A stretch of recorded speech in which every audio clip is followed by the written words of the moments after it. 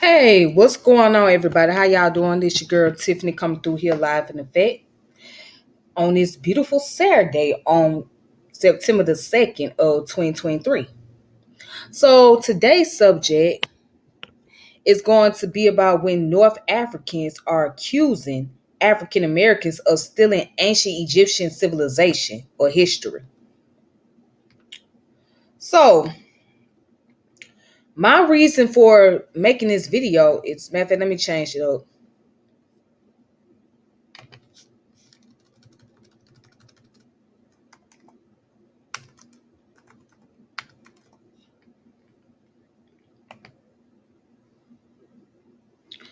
All right, so the reason why I decided to do this video because I had an encounter with somebody who claimed to be from Egypt, right? Supposedly, because I put up an article about the ancient Egyptian history. And this article comes from Greek Reporter, which it says the Black Pharaohs of Ancient Egypt.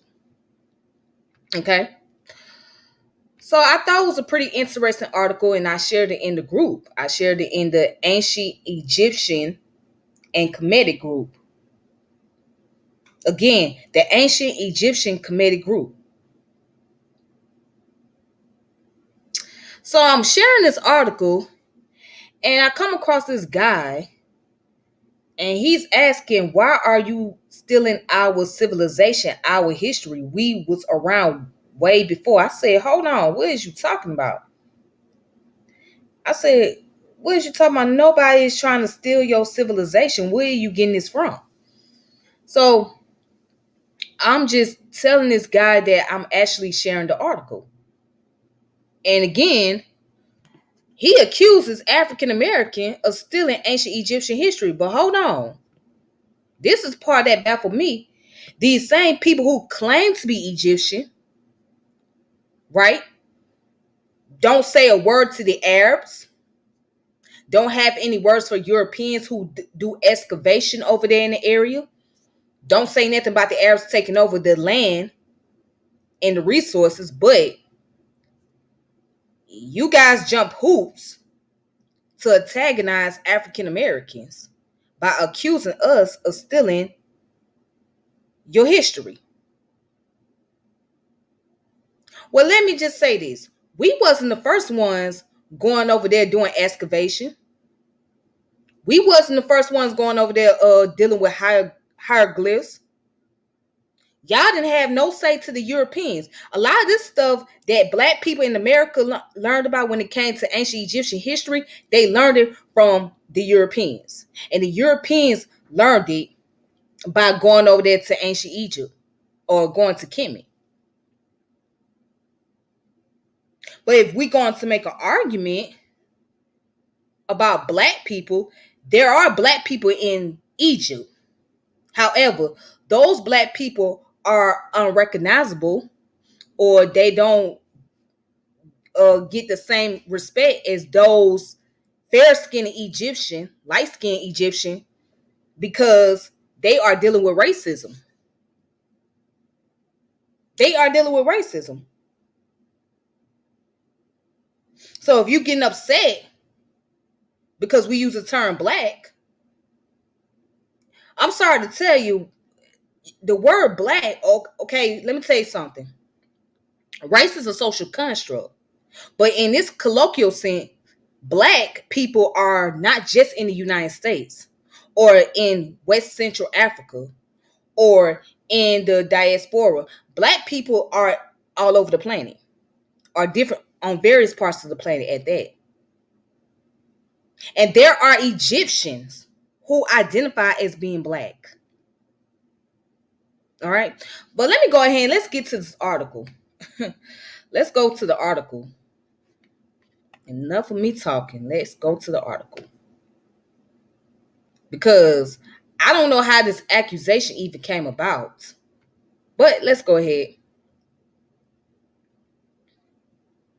So according to the article, right, which comes from the GreekReporter.com. Again, Greek Reporter, not no African American source, Greek reporter comes from who? Those in Greece, right?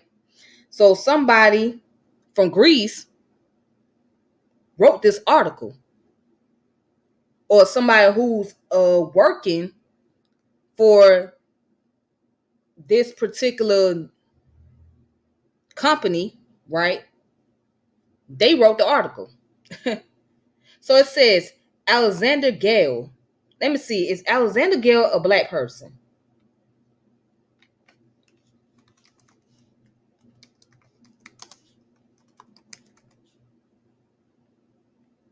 Hmm. Let's see. Who is Alexander Gale? Because I can tell you for right now.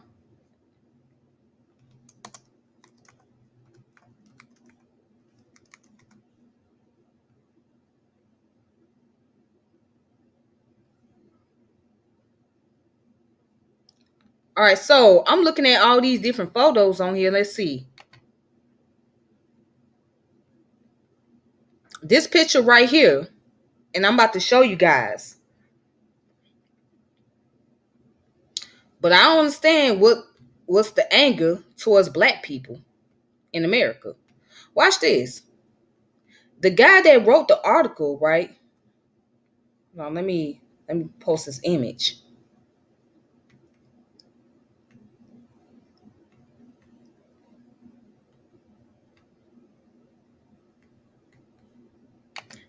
This guy right here, he's not black. This is not a black man that wrote this article. This happened to be somebody that's white that wrote it. But let's continue. Let's continue. I just thought I had to put that out there. So let's see what this man had to say in this particular article.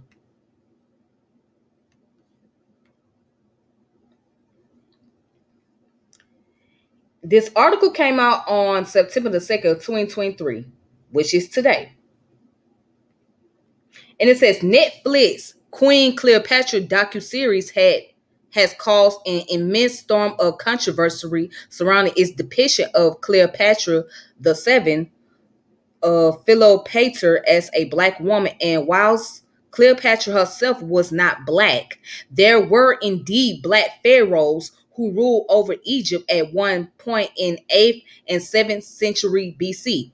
Now, this man said here in the article that Cleopatra herself was not black, right? But he said, indeed, there were black pharaohs that ruled over Egypt at one point, the 8th and 7th century BC. Now, watch this. It says the 25th dynasty, also known as the Nubian dynasty or black pharaohs, ruled Egypt between 744 BC and 656 BC as part of the wider Kushite Empire.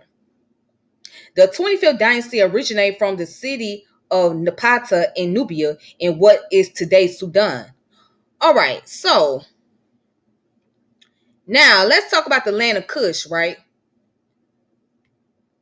According to the information, the land of Kush was what is today Upper Egypt and Northern Sudan, right? Hold on. Upper Egypt, Upper Egypt and Southern Sudan. So those areas are considered as the land of Kush, right? Slash the land of Nubia, correct? So those in Upper Egypt and Northern Sudan, I said it right the first time. Yeah, North Sudan. Yeah, Upper Egypt, North Sudan. So Upper Egypt is South Egypt because of the way the Nile River runs. So the Nile River runs from southern part of Egypt all the way up to the north, correct? Okay.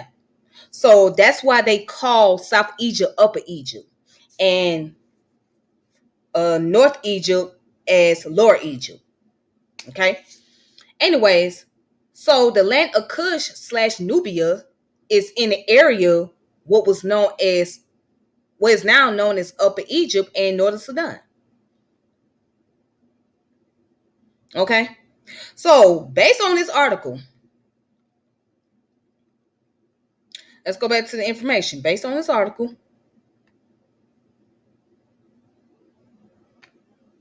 what it say?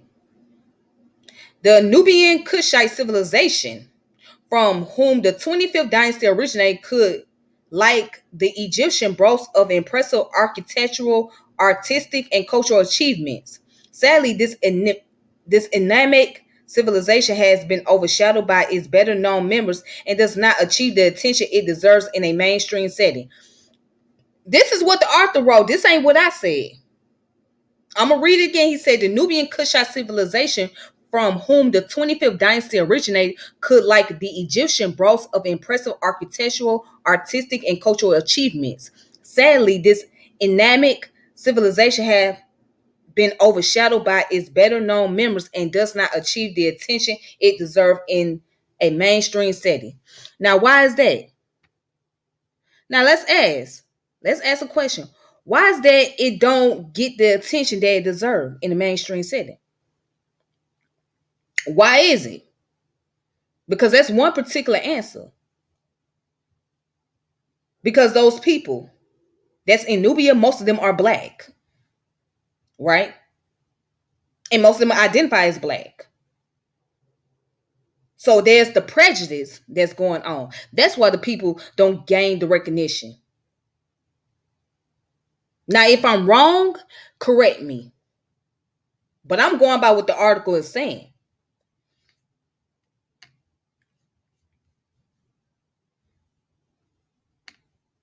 All right. So let's see. Let's go further down. Let's see what else this article got to say. Oh, it talks about the black pharaohs of the 25th dynasty, Egypt. So the 25th dynasty rise to power began with King Pi, who launched a military campaign into Egypt and successfully captured Memphis, the capital, in 727 BC. Pi proclaimed himself pharaoh and initiated the Kushite dynasty rule over Egypt, although it was his successor Shabitu or Shabitu. I don't know how to say this word. Let me try again. Shabiku, who fully established Kushite control over Egypt after defeating King Bakin Ratnev of the rival 24th dynasty at the Battle of Sais. Subsequent kings of dynasty, including Shabaka, Shabiku, Taharaka, and Tenantamun, continue to consolidate their power and assert their authority over Egypt. All right. So now let's go ahead and skip down. It says the black pharaohs erected grand structures and renovated existing temples, leaving behind a rich architectural legacy. As noted by Carol H. Armstrong, Taharka was the greatest builder among the Kushite rulers, and he embarked on ambitious construction projects such as the expansion of the Temple of Amun at Karnak and Thebes, which showcased his commitment to the revitalization of Egyptian religious sites. Okay, so again, this article was written by somebody that was European descent. Okay, and he wrote this article. So obviously, he did the study and the research. But see, nobody, not one single North African, went after the European. But they skipped over those people. They skipped over the Europeans. They skipped over the Arabs, and they directly targeted African Americans.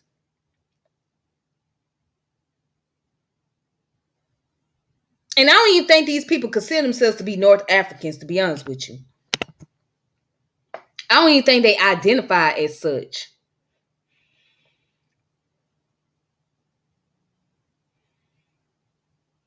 But again, that's not my problem. That's their problem. So I don't even know how I end up being accused of stealing ancient Egyptian history. I'm gonna put on the record. I'm not trying to be Egyptian. I'm a proud African American woman, and I'm a proud that the fact that my ancestry come from Central West Africa, right? And my ancestry, they were taken from those land and brought here to the Atlantic, okay? And then there's admixtures with some European descent and others, but for the most part, I am of African descent. I am Central West African. I have no reason to disown that and try to claim something else that I'm not.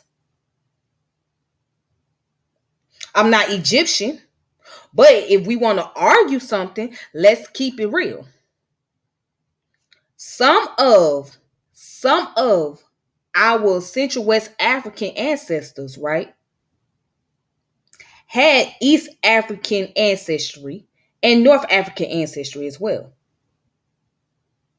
They had some of it, okay? And for those of you who took an ancestry test, if you took 23andMe, and if you took 23andMe, right, you will see where it goes down about North Africa ancestry or East African ancestry. It might tell you have 2%, you might have 1%. Why is that? Why is that? Why is the reason why you have a 2% or 1% or maybe 3% North or East African ancestry? Because of your Central West African ancestors, they had some of those bloodline in them. Okay?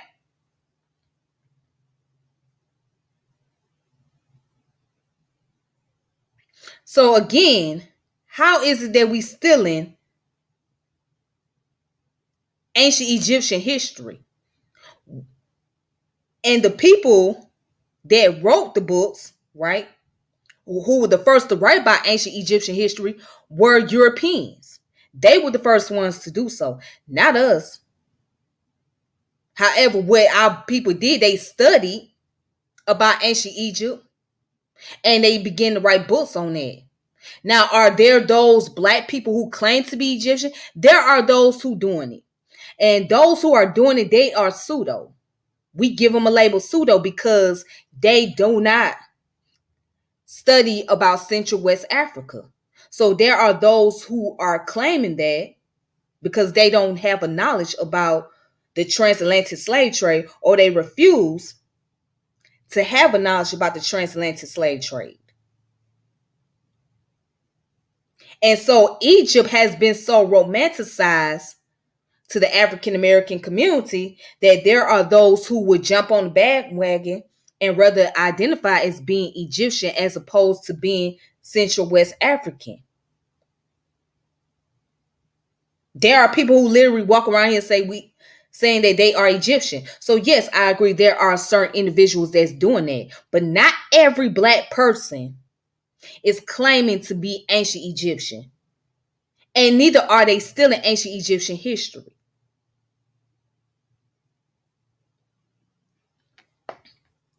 And I'm one of those people that I have no reason to claim to be Egyptian. I'm not trying to be Egyptian. I don't want to be Egyptian. But I do respect the Egyptian culture. I do respect the Egyptian people. But that's not what I am.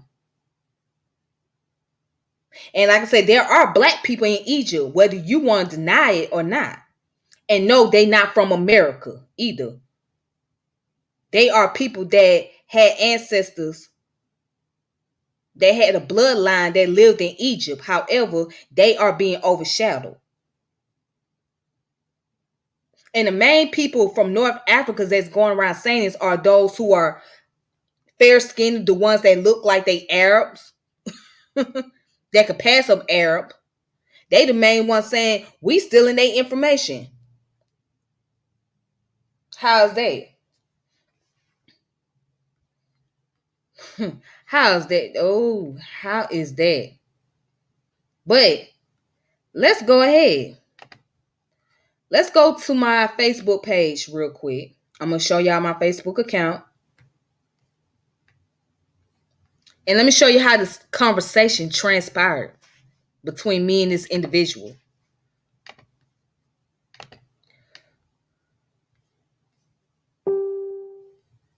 Okay. So they still going on and on. But here it goes. Here's the article. All right, now if y'all see the title of this group, it's called Ancient Egyptian Kemet, right? And it's over 45.6 thousand members in this group.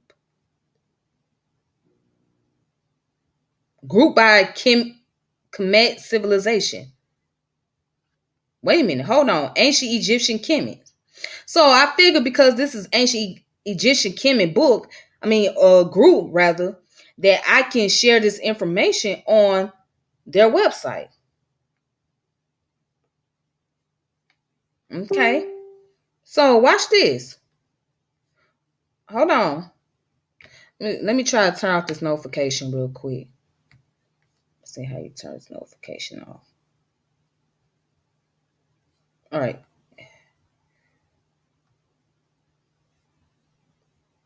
I ain't gonna be able to do it, but anyway, it's gonna keep going off. Whatever. So let me show you the comments.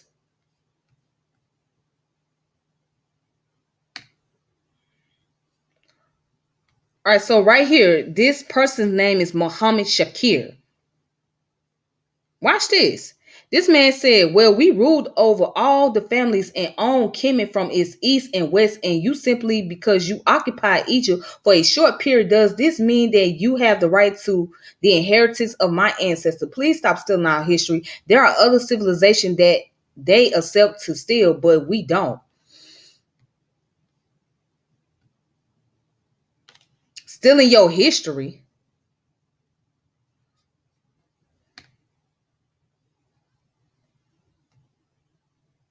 And who is we? And who is your ancestor? That's the question I want to ask. But it doesn't get interesting. So here's my response. I ain't stealing shit. So stop right there. I'm simply sharing the article. Let me stop you right there. I know about my ancestry and study my history. You don't tell the Europeans and Arabs to stop invading and excavating. So please don't try to blame things on Africa.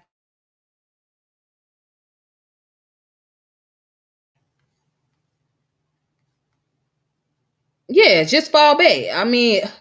It's crazy how you accuses us of stealing something that we had no control of. We didn't go to Egypt and did no excavation. We couldn't afford to go to Egypt. We didn't have that kind of money.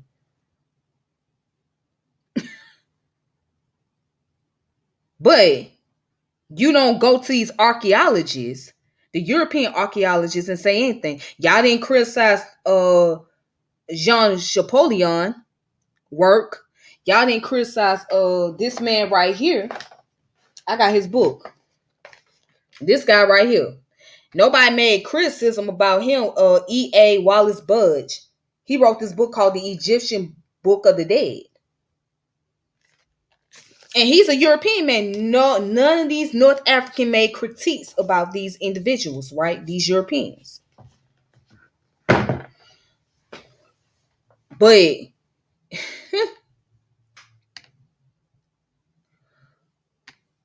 let me go on. Let me go further down. Hold on.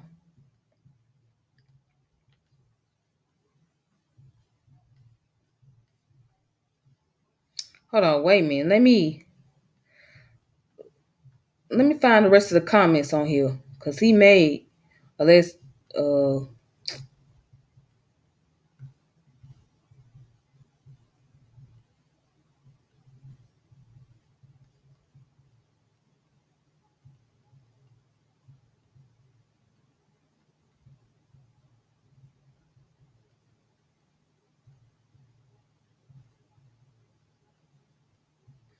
I'm trying to find the other comments.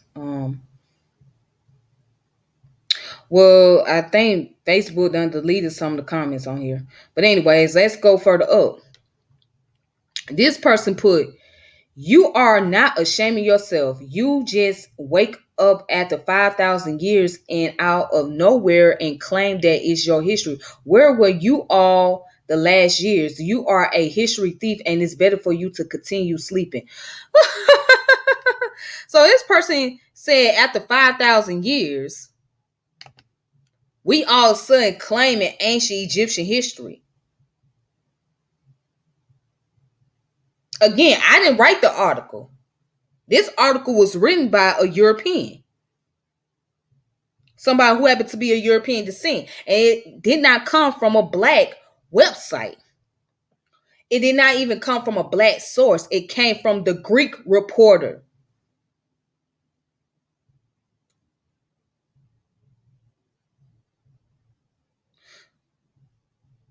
So no critique, no question for the author. I don't even think they actually read the article.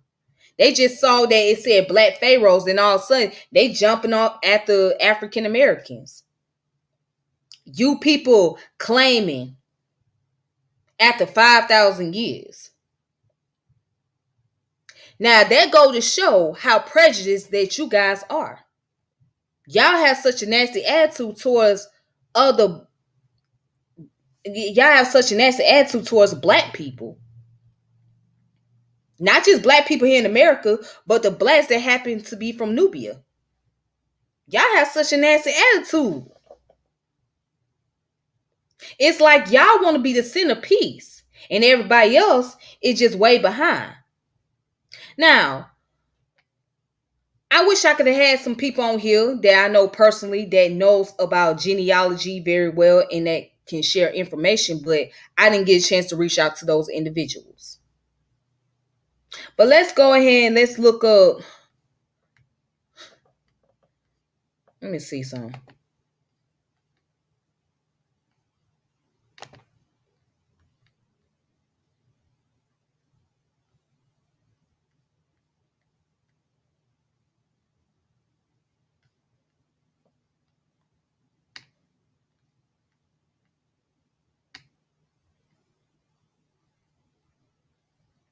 And then this person put on here. Wow. Let me show you how precious this person is. So this person put on here. If we consider that 25th family is African, what about families from the 1st to the 24th? Are they also black Africans? And then the individual responded, all of the ancient Kemetic people was black Africans. What happened was later on, racist Egyptologists created the idea of non-black Egypt in the 1800s. Prior to this time period, it wasn't no such question if the ancient Egyptian people weren't black. It wasn't Egyptology arrived when that question became about. The earlier European scholars all concluded that the ancient Kemetic were in African origin, but later on, racist Egyptologists couldn't accept a black Kemet because of racial prejudice. You people ignored the racism in Egyptology. The idea of a non-black Egypt was propagandized to Arab community in the 21st century. Now he put, whenever someone opposes you, you say, oh yeah, racist. Now he laughed. Now watch that. He said, I think that in the next 10 years, you will also claim that Europe was from Africa. Of course, you know as well as I do, only Egypt was colored. It was never like it was never black like Africa, my brother, is our civilization. It does not mean that you are African, that it is your civilization. I think that your ancestors are the Kush, not the Egyptian. Why do you consider it your legacy? We are not racist, but you guys are funny. So if Egypt was black African, what is the meaning of this picture? Oh, I could tell you what the meaning of that picture is. The meaning of that picture is you trying to throw shots at black people. That's what the meaning of that picture is. You throwing shots. But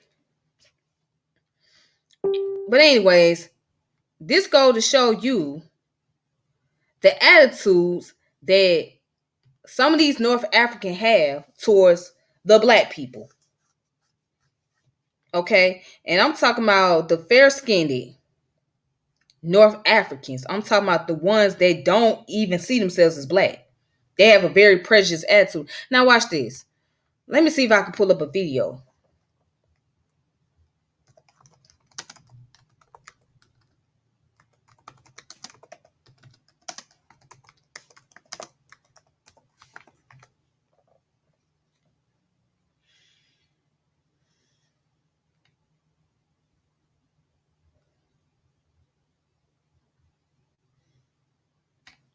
Oh, wait a minute. As a matter of fact, let me pull up an article.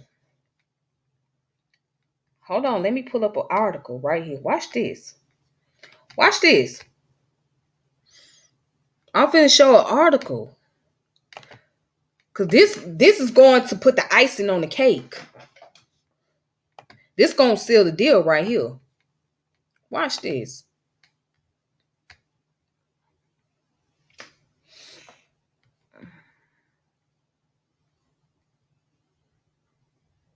All right, so this article comes from Al Jazeera, right? .com, and they have a YouTube channel. It says Black Egyptian decry daily racism. Did you see that? Black Egyptian decry daily racism.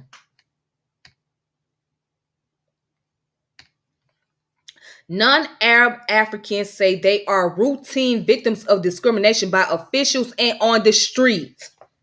This came out in 2013.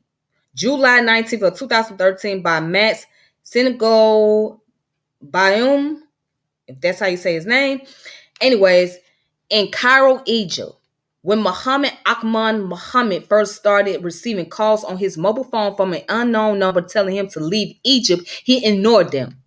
But when the street threats against the Sudanese asylum seeker increased and he began to receive emails and Facebook posts with the same message, get out of the country, he grew nervous. Watch this. A member of one of Sudan's multitude of opposition groups, Mohammed tracked the message back to a Sudanese embassy official and took his concern to the police. But he says the duty officer's response was terse. Why should I believe you? Other police stations also dismissed his fears. No one helped us. They never do, Mohammed said. Black non-Arab Africans say the case revealed long-standing racism that threatened the security and livelihoods of Egypt's sizable sub-Saharan population, while refugees in the country face an overburdened and highly bureaucratic asylum system and aid organization are underfunded and ill-equipped to help them. Non-Arab refugees face more serious problems. But wait a minute. Why y'all don't address that? Why is there a lot of racism going on in Egypt?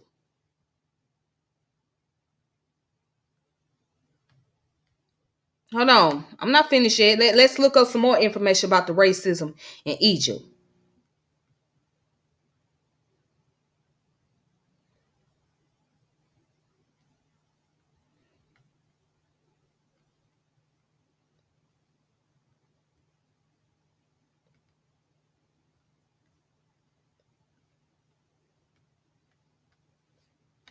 Let's talk about racism in Egypt. Watch this.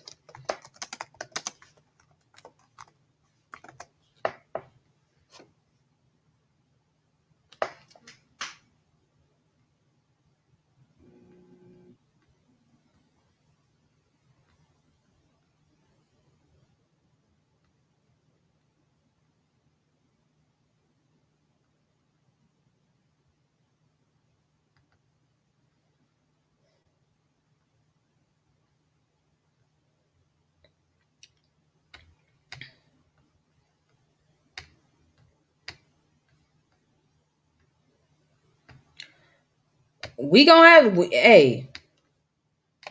So the North Africans can sit there and deny that all they want to, but watch this. Egyptian media a catalyst for racism against Nubians. While the Western media has been actively fighting against racism and oppression of minorities, the Egyptian media has become instrumental in oppressing the already oppressed Nubian population in Egypt. It says, by Osama Gawash, you are a servant and doorman, says Motada Masaru, a lawyer and a Sisi loyalist, during a TV interview in 2016. Right? Now, this came out in 2021. The person at the receiving end of the comments, Akman El Mergani, a football player from Nubia, more specifically, Akman Al Mergani as Bawab, a racist term often used to refer to people of dark skin in Egypt. Mazur further commented that al-Maghani was nothing but a doorman, adding fuel to the stereotype propagated by the Egyptian media that Nubians are only suited to low-status jobs. This is the plight of the Nubians in Egypt. Muhammad Azmi, a Nubian lawyer and head of Border Center for Support and Consultation, criticized the Egyptian media of discriminatory behavior towards Nubians. All right. So it says, why does the Egyptian media stereotype Nubians in low status jobs? This is a crime in Western countries, and Egypt media promotes the discrimination of Nubians, said Mohammed Azmi told MDI. Now, wait a minute, watch this. Once a thriving community, Nubians are indigenous to southern Egypt, but their history could be compared to that of Native Americans and Aboriginal Australians. Watch this. Hold on, let's read that again. Once a thriving community, Nubians are indigenous to southern Egypt, but their history could be compared to that of Native Americans and Aboriginal Australians. Now, it says, since the beginning of the 20th century, Nubians have experienced severe neglect and exploitation under the Egyptian government, descending them into dystopian society. Nubians have faced displacement and loss of homes several times due to the construction of the Aswan tank and the high dam on the river Nile. A lot of them were forced out of their homes and were cast off to the harsh, arid, and undeveloped region of Nazir al-Nuba. Today, Nubians form only 3% of the total Egyptian population. Now, why is that? Why is that? Watch this. Nubians do not have demands. We have rights. Nubians sacrificed a lot. We left our homeland for the sake of Egypt to build the Aswan tank and for the High Dam in 1964. Says Mozad Hurki, the head of the Egyptian Nubian Institution for Development. So Egyptians have suffered under an authoritarian rule for years. This bred individualistic thinking intolerant among the population. This divisive thinking has led to growing hostility and antagonism towards the others, anyone who is different to what we consider normal or conventional. One of the results of this was increasing racism towards Nubians due to not looking or sounding like what the majority of the Egyptians think is the normal Egyptian.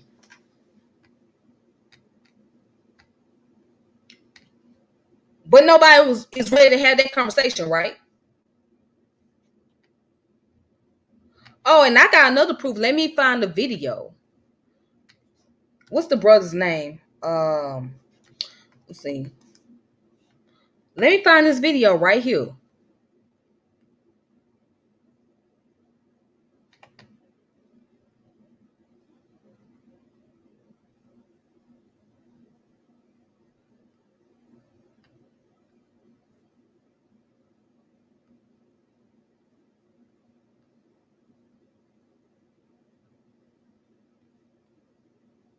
As a matter of fact, I'm not even going to use the video. I'm just going to post up another article because I don't want to get hit with no copyright. So,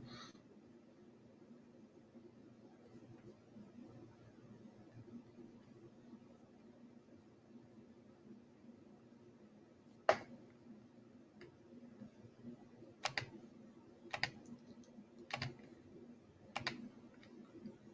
right. So here it is. Watch this. Black History Fun Fact: Mustafa Hanifi and the race card. Okay, and this is the author right here. It says, what if you identify as one race because of geographical differences? You were told you were another race. Even if your skin tone said otherwise, is it right to determine race by skin tone alone? Does race itself even exist? In today's episode of Black History Fun Fact Friday, we will explore the race card and how it has handicapped the life of one man who is still fighting to reclaim his identity. He is quickly becoming an important part of history as he tells us so much about what race is and what is not. Okay, so this is Dr. Mustafa Hanifi in Detroit. So introducing Mustafa Hanifi, an Egyptian immigrant who came to the United States and was told he was white despite his skin color. To understand it, let us first establish the U.S. racial classification system. The U.S. Census Bureau defines race as a social category recognized by the United States and does not attempt to define race biologically, anthropologically, or genetically. The Census Bureau recognized 5 categories of race: white, people with origins in Europe, the Middle East, or North Africa. So the people from North Africa or the Middle East will be considered as white, right? And it says Black or African American, Africa, American Indian or Alaska Native, and Asian, the Native Hawaiian, and other Pacific Islander. Nicknames for race has also been applied to colors: white, which represents the European; black represents the African descended people; red represents Native Americans; and yellow represents the Asians. Okay. Um, It says the census also include Hispanic ethnic category. It is a ethnic category rather than a race category because the Latino community is said to include many races such as white, black, Native American, Asian, and mixed. Keep in mind these are not classification based on culture, land, or language, but skin tone alone. Right? Okay. So just basically skip down. Watch this. It says back to Hanifi. So since 1997, Mustafa Hanifi has been suing the United States government because when Hanifi immigrated to America, the U.S. government told him he was no longer a black man. This is because, according to the United States racial system of classification, we're not supposed to realize that Egypt is in Africa, just that it is the Middle East. And as such, anyone from the Middle East is considered white, obviously, despite their skin tone. Have you ever wondered about the Suez Canal? Is the border that splits Africa and Asia and separates Africa from Israel. What people refer to as the Middle East was more accurately referred to as Northeast Africa before the Suez Canal. All right.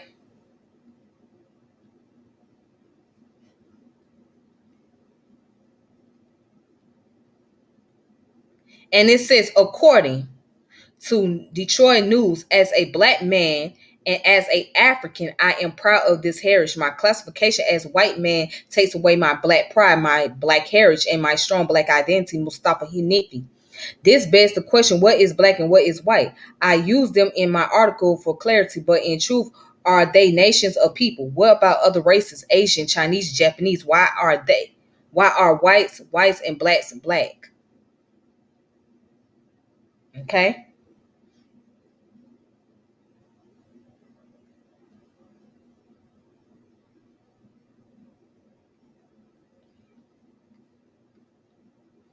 But yeah, just to pretty much show you guys, this man identified as being black. Now, I might get away with playing one video. I might just play one video where there is black people in Egypt that classify themselves as black. If I can find it.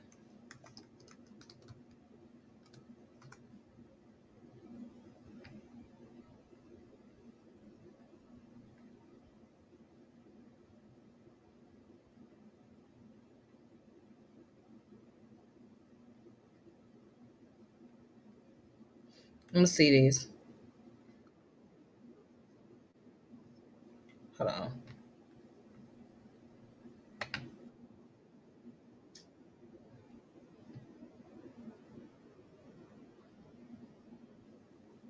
Let me skip the ad. All right, so here's a video that I want to play which for y'all real quick. Okay, so let me just go ahead and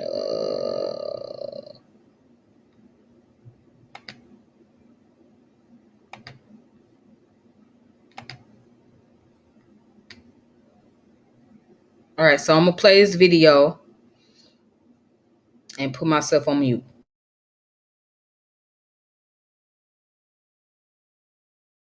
attitudes to race in Arabic-speaking countries carried out on behalf of BBC News Arabic revealed looking at attitudes to race in Arabic-speaking countries carried out on behalf of BBC News Arabic revealed that Egyptians don't believe there's a problem there with racial discrimination, but this is contradicted by the testimonies of some. البت التخينه السوداء سودو معفنين حماده جايبوه طلع عليها تهاني ضلمه.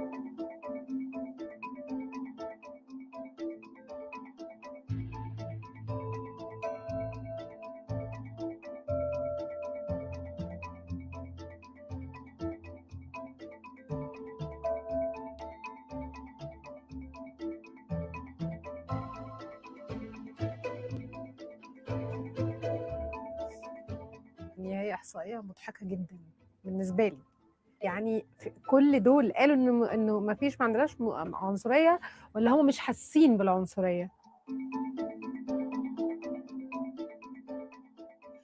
في ابتدائي كانوا مثلا لما يميزوني البت التخينه السوداء. في اعدادي اعتقد انا كان نفسي البس تي شيرت احمر. في حد قال مثل كده كنت اول مره اسمعه في حياتي: عايز تضحك على الاسمر لبسه احمر. وانا في ثانيه ثانوي في حد كان طلع عليا تهاني ضلمه، وانا ساعتها غضبت قوي. كان في ساعتها كريمات طالعه اللي هي بتاعه التفتيح، وبعدين لقيت بنات اللي افتح مني بيستخدموها وبداوا يتكلموا معايا: ما تحطي الحاجات دي في وشك. بعد اقتنع واشوف ان دي مقاييس الجمال. يعني بعد ما خلصت الجامعه 24 25 سنه 26 سنه، بعد ما خلصت الجامعه ما كانش عندي اي ثقه في نفسي في شكلي تماما. بدات احس ان اقل من اللي موجودين، ان انا طبع اقل، شكل اقل. من 10 سنين تقريبا رحت للدكتوره، اكتشفت ان انا كنت بعيط بسبب الكلام المؤذي.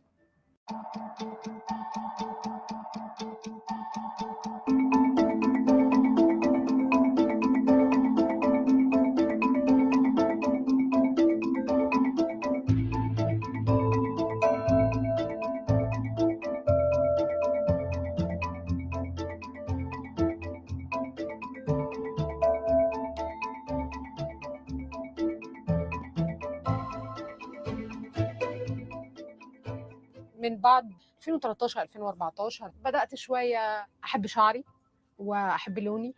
رحت محل اجيب فساتين، بعدين شفت فستان احمر قدامي.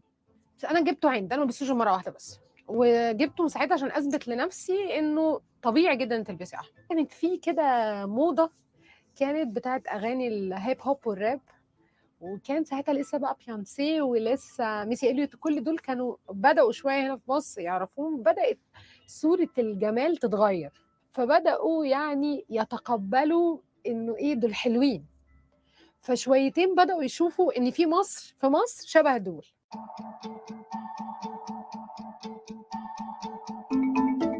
نفسي يبقى في التلفزيون والافلام ما بتقللش، ما يبقوش جايبين واحده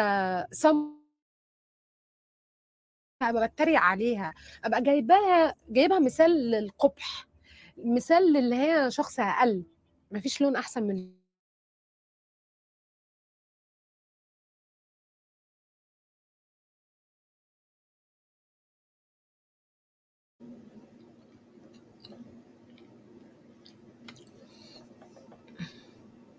So, who's gonna have that conversation about that?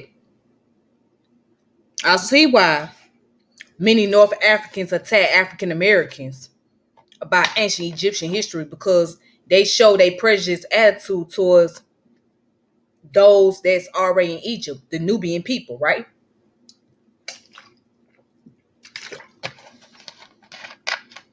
It makes sense. I can go on. I can put some more videos out there.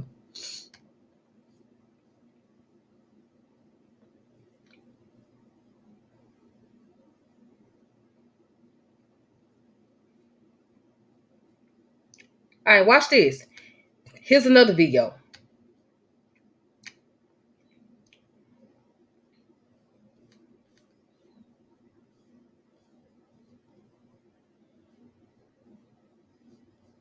Oh, matter of fact, hold on. Here's another article.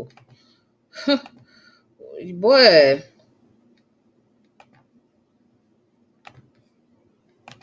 Watch this.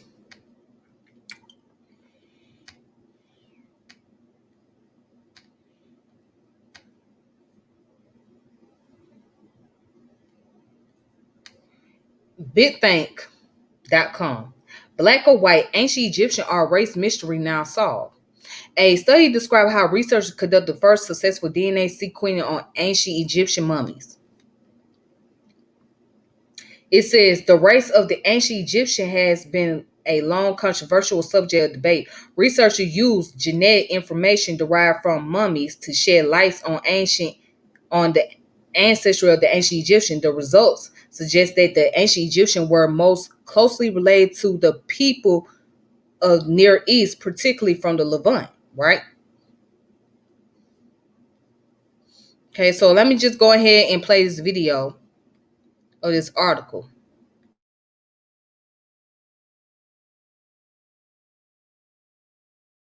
I'm gonna let the article do the talking.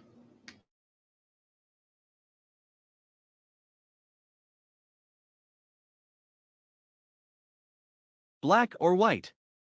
Ancient Egyptian race mystery now solved. Big Think. Let me give you a big Labor Day surprise. I'm Lacey Green. I'm a super trainer at Body. That's BODI. Egyptologists, writers, scholars, and others have argued the race of the ancient Egyptians since at least the 1970s.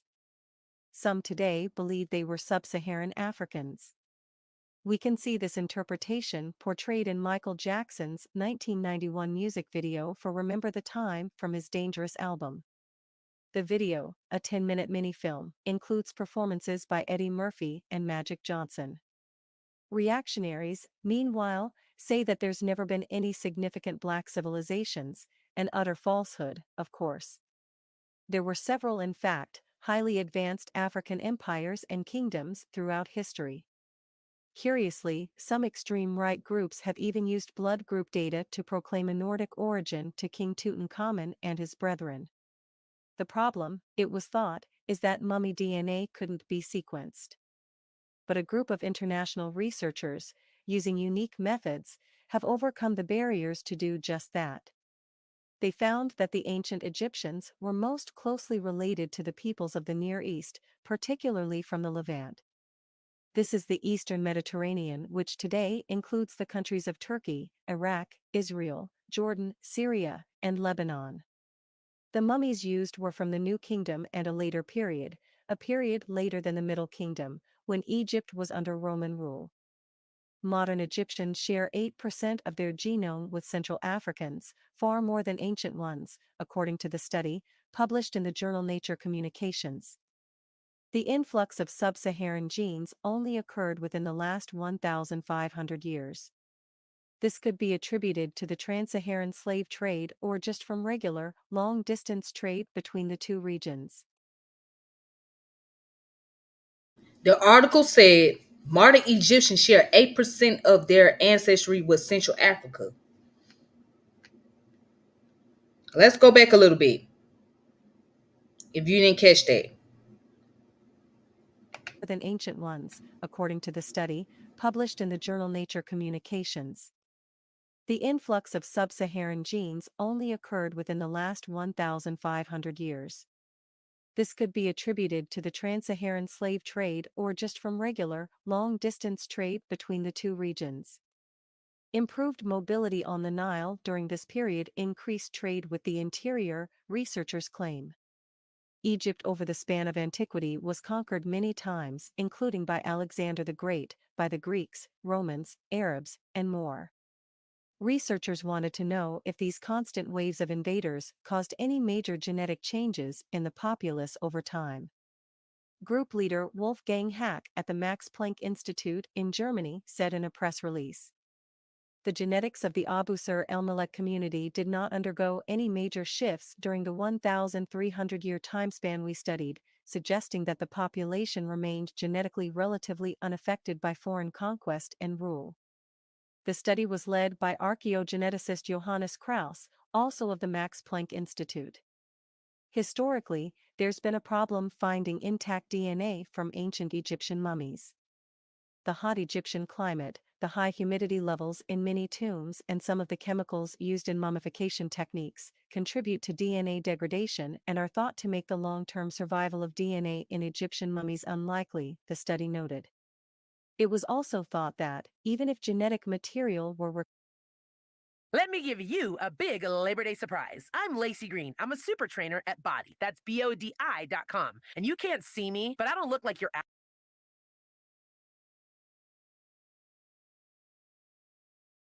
Despite this, Krauss and colleagues have been able to introduce robust. Also thought that, even if long-term survival of DNA in Egyptian mummies unlikely, the study noted. It was also thought that, even if genetic material were recovered, it may not be reliable. Despite this, Krauss and colleagues have been able to introduce robust DNA sequencing and verification techniques, and completed the first successful genomic testing on ancient Egyptian mummies. Each came from Abu Sur el-Malik, an archaeological site situated along the Nile, 70 miles, 115 kilometers south of Cairo. This necropolis there houses mummies, which display aspects revealing a dedication to the cult of Osiris, the green-skinned god of the afterlife.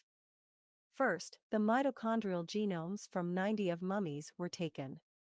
From these, Krauss and colleagues found that they could get the entire genomes from just 3 of the mummies in all. For this study, scientists took teeth, bone, and soft tissue samples. The teeth and bones offered the most DNA. They were protected by the soft tissue, which has been preserved through the embalming process. Researchers took these samples back to a lab in Germany.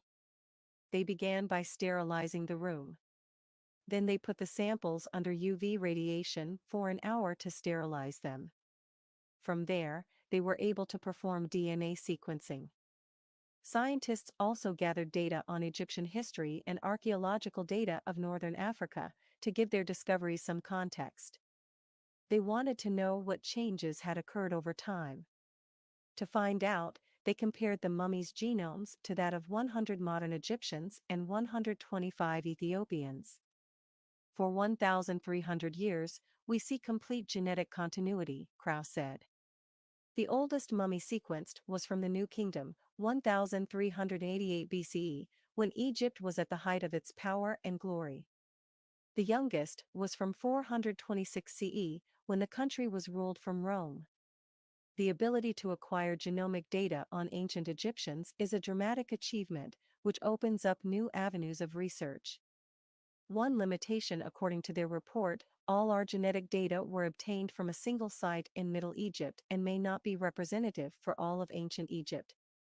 In southern Egypt, they say, the genetic makeup of the people may have been different, being closer to the interior of the continent. Researchers in future want to determine exactly when sub-Saharan African genes seeped into the Egyptian genome and why.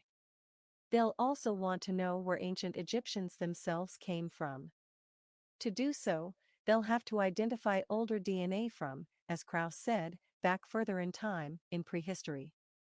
Using high-throughput DNA sequencing and cutting-edge authentication techniques, researchers proved they could retrieve reliable DNA from mummies, despite the unforgiving climate and damaging embalming techniques.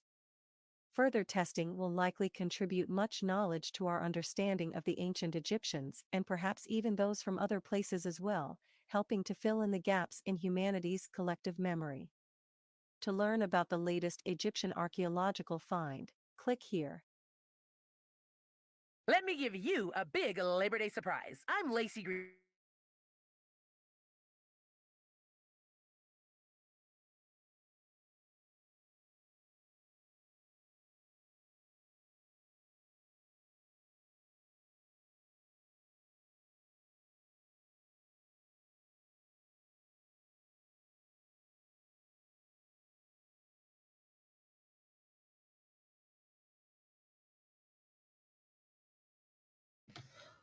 Okay, so according to that article, right, they found that the mommy's DNA, based on what they researched, is closer to the Levant, right? And then they also mentioned there was different periods where the Greeks, the Romans, the Arabs also invaded Egypt.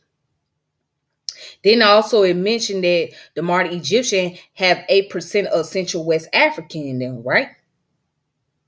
Then it also mentions about some of the it mentioned about the trans-Saharan slave trade, right? Okay.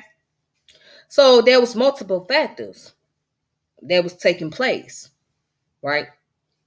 So let me just put this on record. I'm not going around here saying that all the Egyptian people were black. All right. That's not my argument. However, I will say that there was an admixture, meaning there were those who were black and there were those who would consider be white or those who came from the Levant area, right? So there was an admixture. So we can't really say that the whole population was totally black and this population was totally white or people of Levant, because it was an admixture. Okay. Now, let me find the video.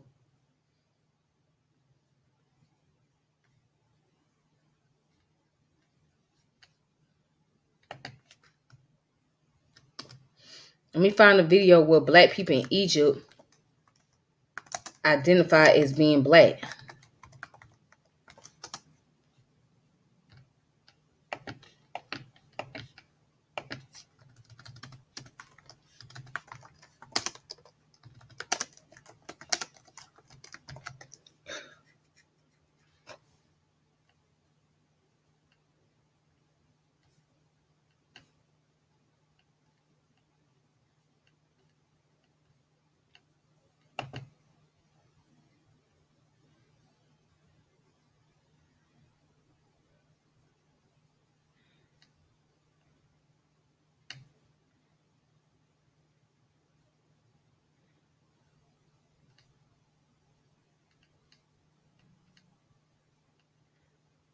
Hold on, let me try to find a video.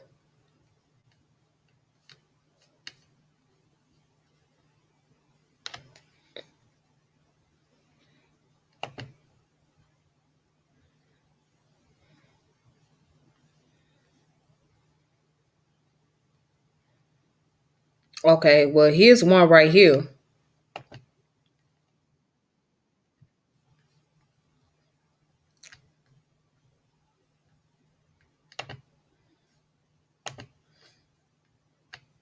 I'm gonna share this video with you guys. So this one's called Black Lives Matter in Egypt. The controversy surrounding racism. Let's go.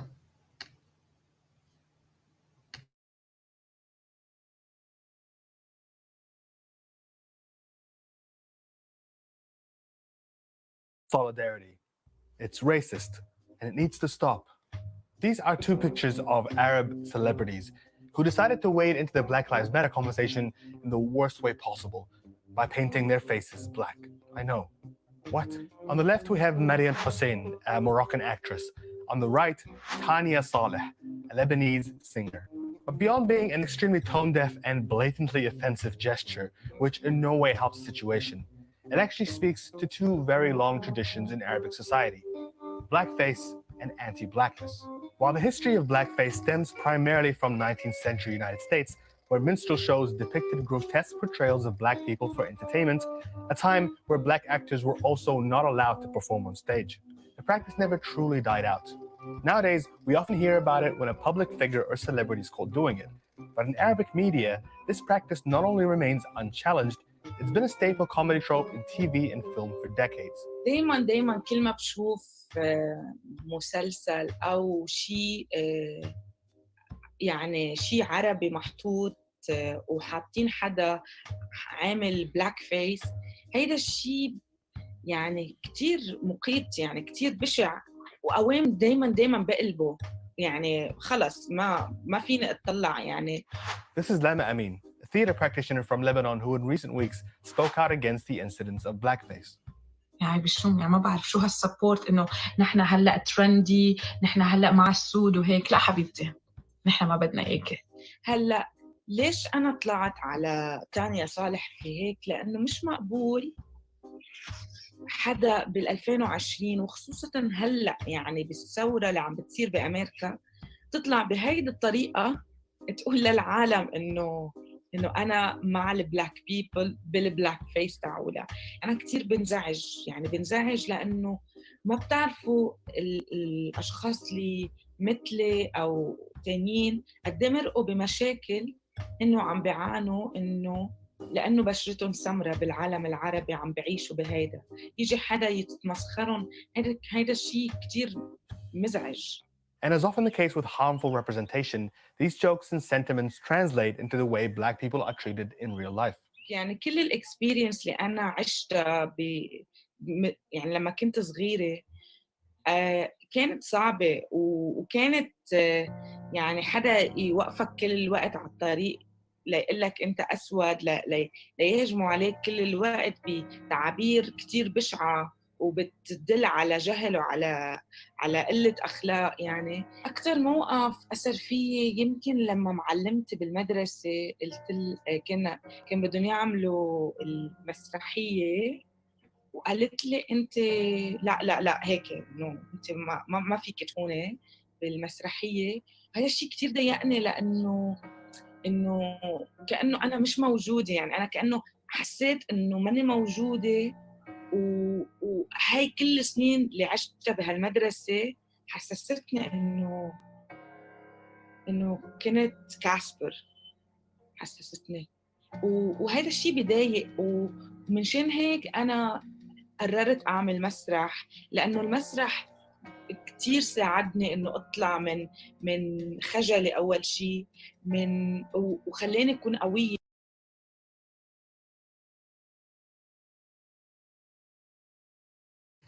All right, so that's a video of a Black Egyptian woman telling her story of what it's like experiencing racism in Egypt. Okay? Now, why do the Nubians or the Black Egyptians do not receive enough credit for playing the role in the civilization? Because what they're doing appears to me that they're whitewashing the history as well by saying that they, the North Africans, the ones that look like the Arabs, they are the original people. They were the ones that ruled Egypt. And those in Cushites only had a certain amount of time. But everybody else had been under control. They was running the land. This goes to show you the prejudiced attitude they had towards the Nubian, who happened to be my complexion or a little darker than me. That's their attitude towards them. So now they projecting that attitude towards African Americans. So what the European has done to us in this country is what they, the light skin, the fair skin North Africans, are doing to the Nubian people.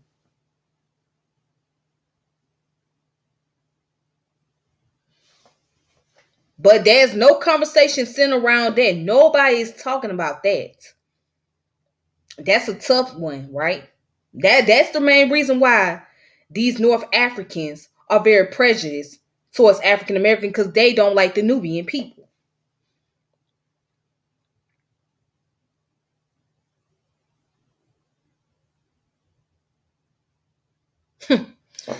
Isn't that something? Well, it shouldn't be no surprise.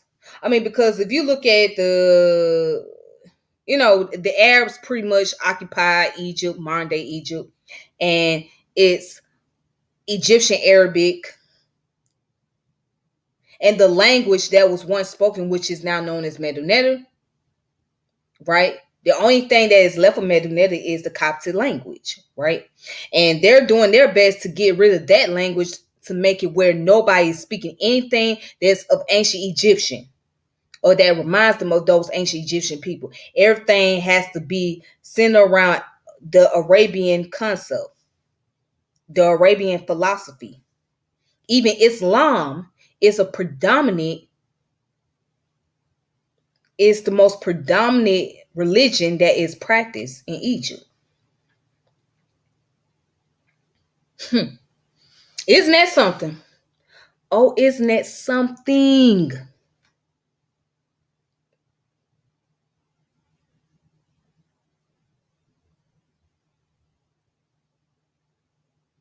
So those black Egyptians, those Nubian brothers and sisters, they are facing with racism and prejudice from other Egyptians. But here's the thing, they get no protection for it. They have to go through it.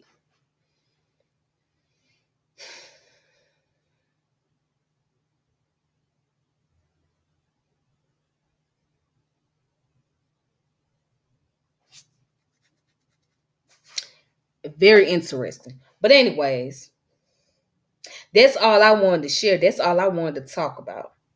And I'm going to say this as an African American woman. I ain't trying to steal ancient Egyptian history. I don't want to steal it. And there's no need for me to steal it because my ancestors came up out of Central West Africa. They was brought here against their own will to the transatlantic slave trade. They were forced here to work and labor on this land. They have no reason to steal ancient Egyptian history when they had their own cultural practice, their own spirituality, which they took with them, right? They brought it with them and incorporated into this Western culture, which became part of the black culture. So if it wasn't for them, there would be no black culture. So I'm proud on what I stand on. I'm proud of those people. And again, there are those of us African Americans that have North African or Eastern African in us at a very small percentage. So those people will be considered like a distant relatives. Okay. But for the most part, we are comprised of Central West African descent. All right. Anyways, that's all I have for this evening. So I hope you guys have a good one. Until next time, peace and power, elevation be to all of you. This your girl Tiffany, and I'm logging off, saying deuces, and I will come back to y'all later. All right. Be safe and take it easy. And thank you for the birthday shout out to everyone that shout me out for my birthday. Thank y'all so much. But anyways, y'all take it easy. Peace.